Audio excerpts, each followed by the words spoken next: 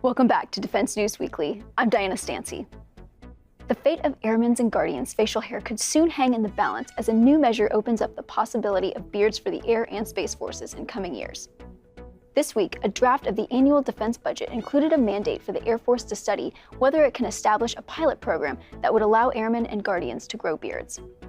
If the measure is adopted by Congress, the Air Force would be required to report to lawmakers by April on the feasibility of broadening shaving guidelines. The nemesis of military facial hair, skin-tight seal requirements for gas masks, will be part of the consideration, as well as whether allowing beards would harm or improve discipline and morale.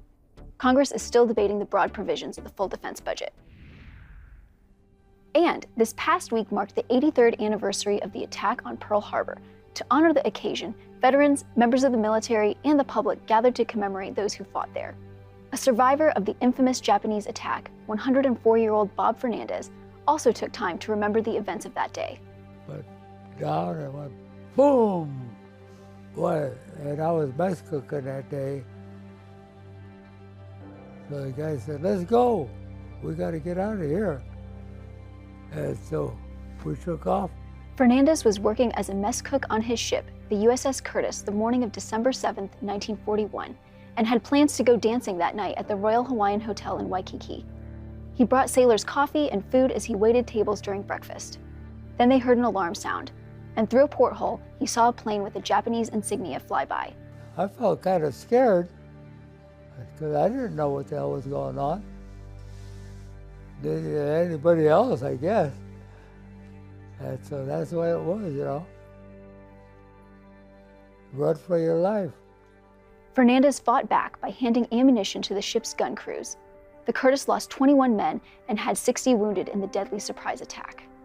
I had to go down below 3 decks to get to the magazine room.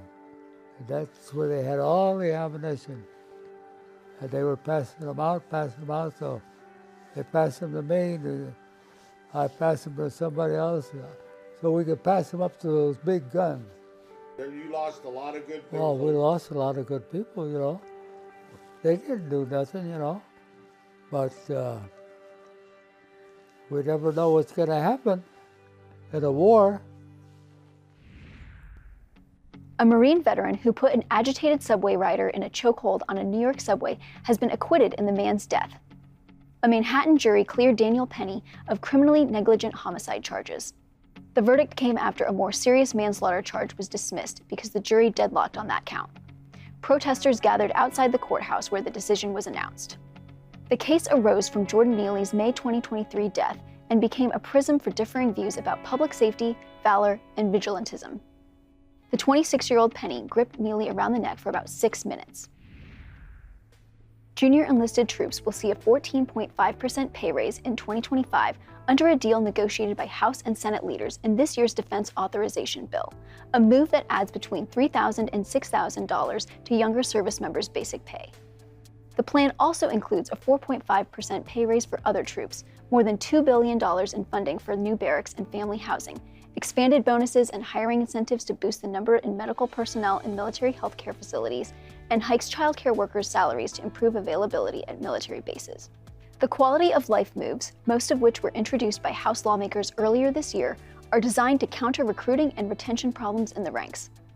The larger authorization bill still must be approved by the whole of Congress before the pay raise and other provisions can become law. And lawmakers will have to agree upon a new package to fund the larger paychecks before the end of the year.